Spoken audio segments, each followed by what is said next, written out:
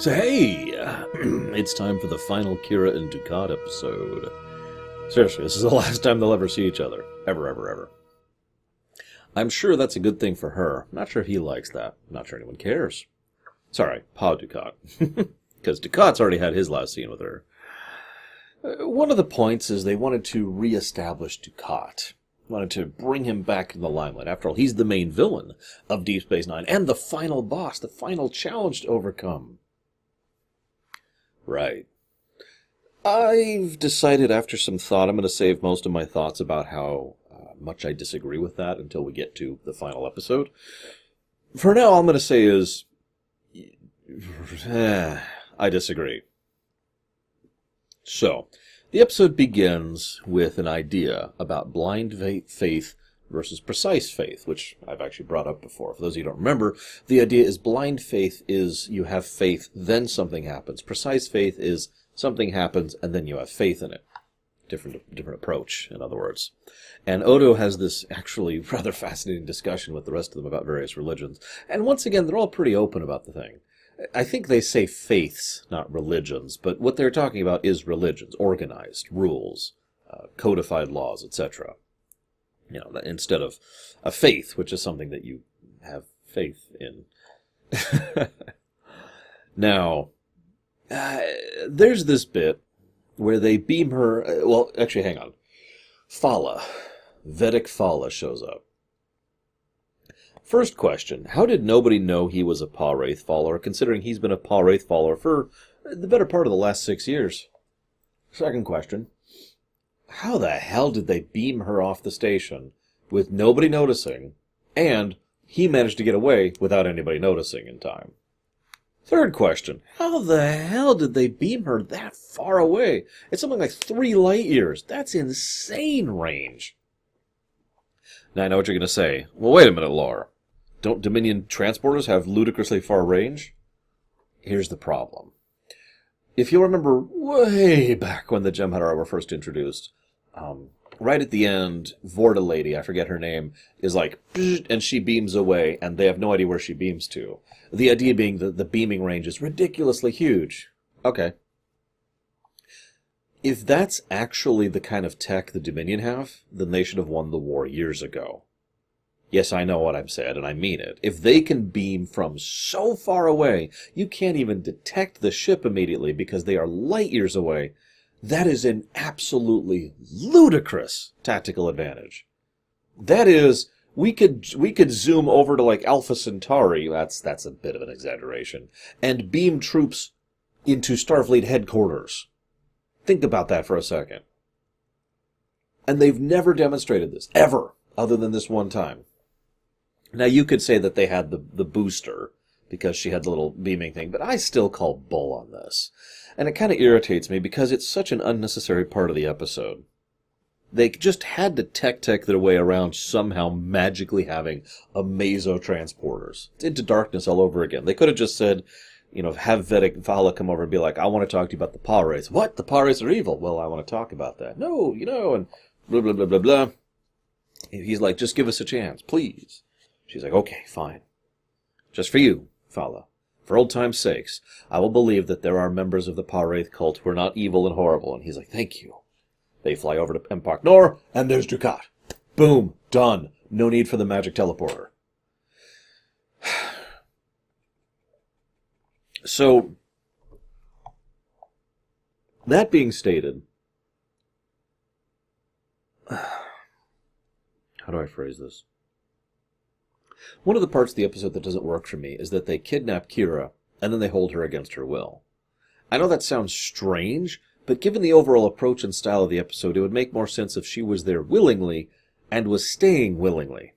Not because she wanted to, not because she believed or whatever, but because she was trying to help these people, trying to unmask Ducat. Instead, she's in an escape scenario. And yet you'll notice the one and only time she actually makes a serious... well, two. Both times she makes a serious effort to escape, it's more about Ducat and stopping him than it is about anything else, and about helping the people. In short, from a core narrative constructive perspective, I feel the skeleton here is mistaken. You could have her semi-restricted once she's on the station if you really want to, But even that is unnecessary, especially since, as Fala himself says later on, she's free to talk to whoever and do whatever. So, why the kidnapping? Why the restriction?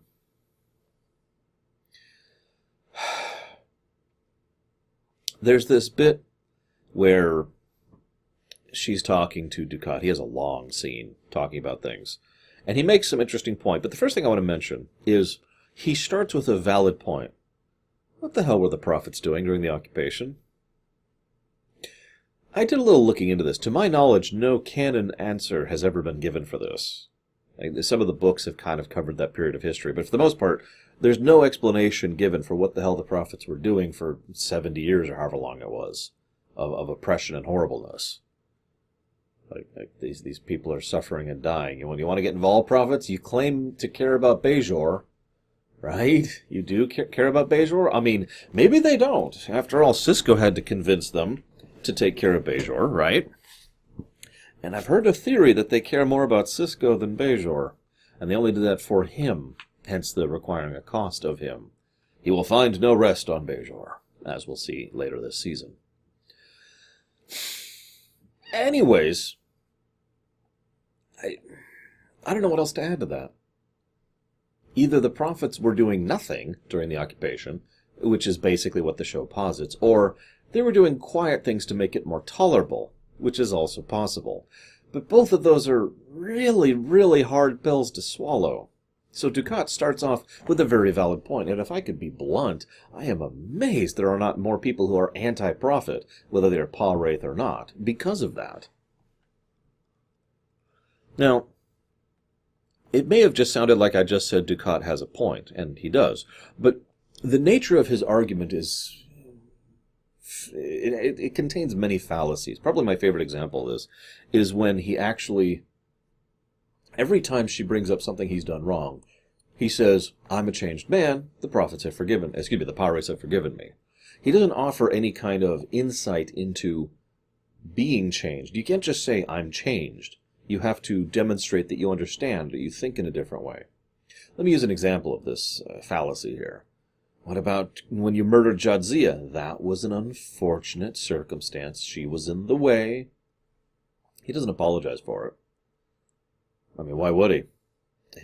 That would involve being a changed man. So even at the very beginning of the episode, you can see that Dukat is not a changed man, even though he is Pa Dukat.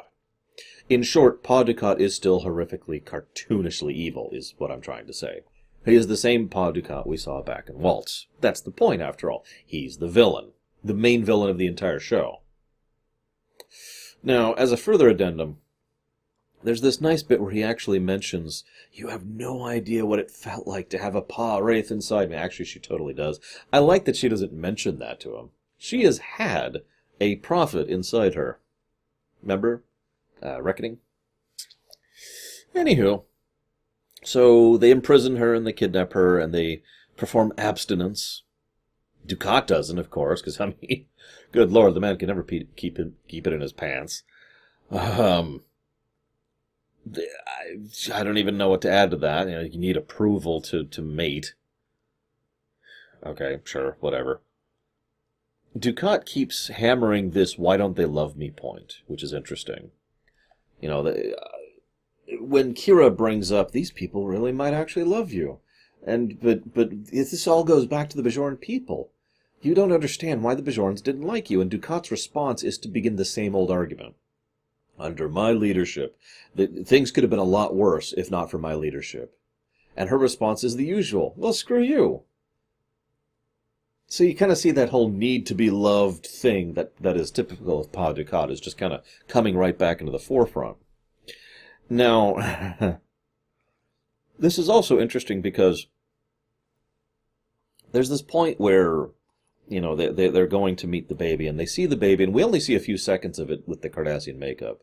That's because there's very specific rules on how often and what you can do to film a baby. Obvious, you don't want to put makeup on a baby. Like, they have to use special types of makeup. It can only be on for so long. You have to use special stuff to clean it up. And for good reason, it's worth noting. That is still a baby. So, what they actually did was they had this, little Chucky doll, basically. And Mark Alemo, bless his heart, went through the whole shtick, and everyone's just like, oh my god, that doesn't work at all. No. No, that's terrible. I mean, you think The Rock was bad back in Hearts of Stone. No, no, no. No, they had to actually fix that. So if you'll notice in the final version, they never show the baby at all after that one point. Probably the right move there. But what I want to call your attention to is their faces. Ducat's face when he sees the baby is just utter shock. Oh my god. I can't believe. Oh, this is especially interesting since he apparently only did it with her once, from what we understand. Her expression is even more telling.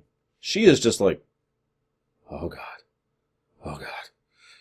And just kind of, there's this almost rage glare coming out of her at all times to her husband and to Ducat. Nice touch. Nice touch there. So Ducat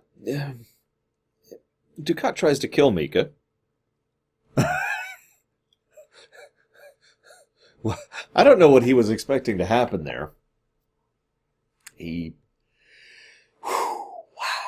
he tries to kill her. You were so beautiful. I'm so sorry. Stab!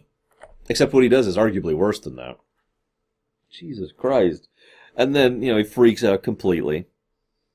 And this is when I have to talk about something. So, do you think Ducat is crazy?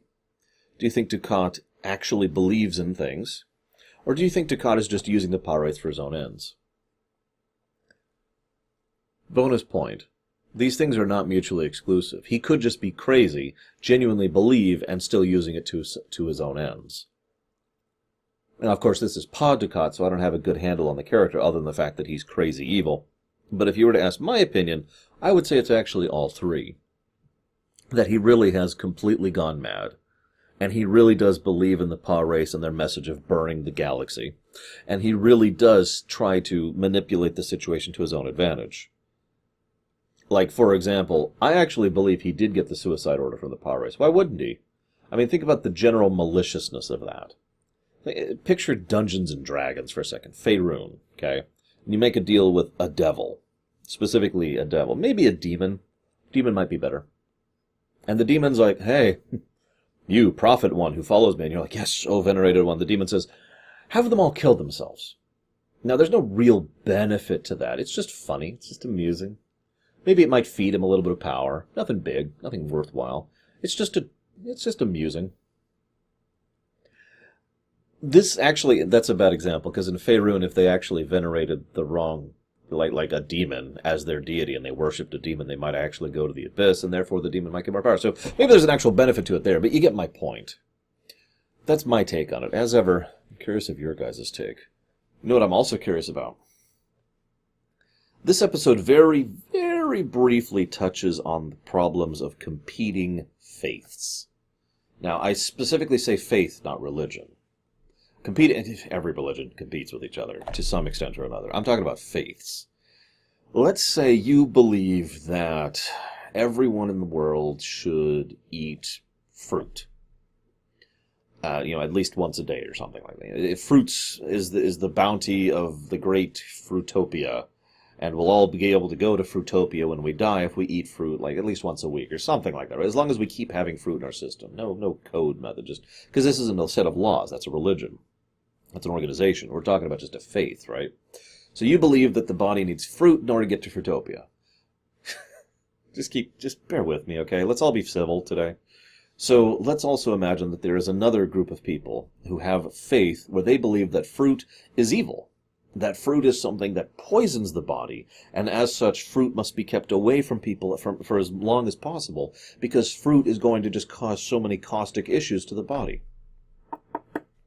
Now, this is what we call a competing faith, because a surprisingly large amount of faiths in fiction and in real life are actually pretty congruent with each other.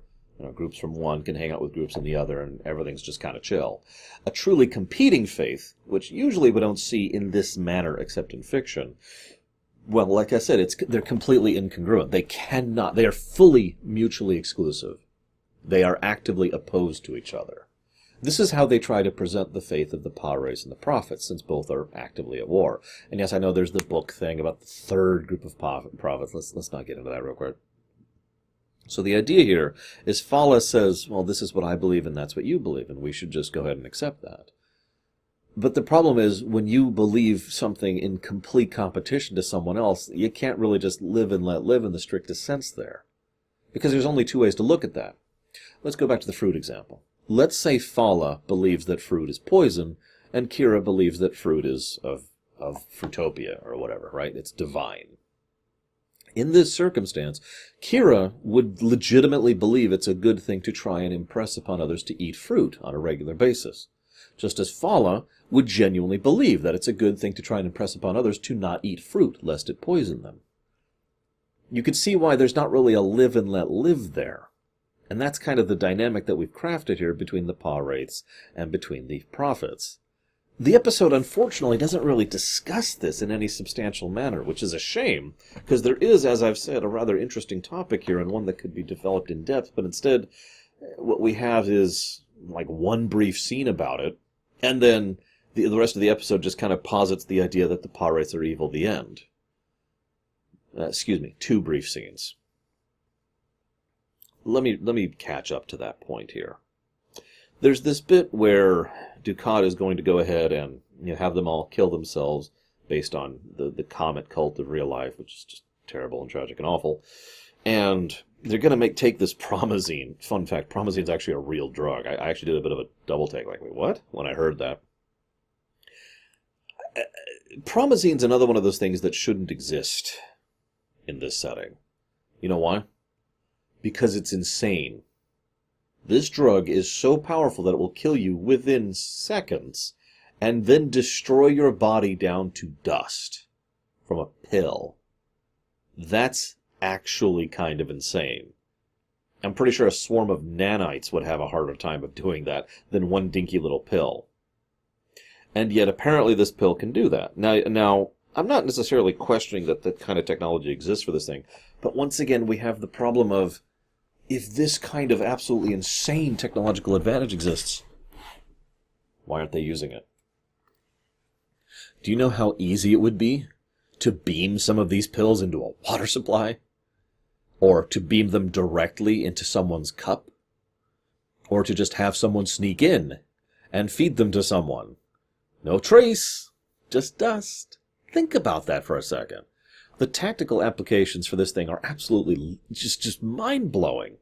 But no, never mentioned before again, it's only used for a suicide thing. Really?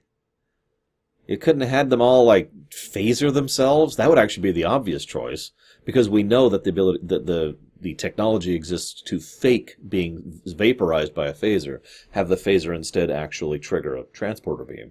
That's a thing in Star Trek, and would make a lot more sense. Everyone take a phaser, turn it on yourself with the bars, and then he would fire, and then he would go, right? But then Kira tackles him, his phaser clatters into the group, and they're not sure which one it is, and so someone's like, here, use mine instead, and Dukat's like, Same thing could apply here. It'd make a lot more sense. Forgive me, I don't like this episode, if that's not obvious. This episode is like, hey, Dukat, he's evil and crazy, and here's the Pa-wraith cult, and we're not going to discuss the actual issues, because we're just here to remind you that Dukat's the bad guy.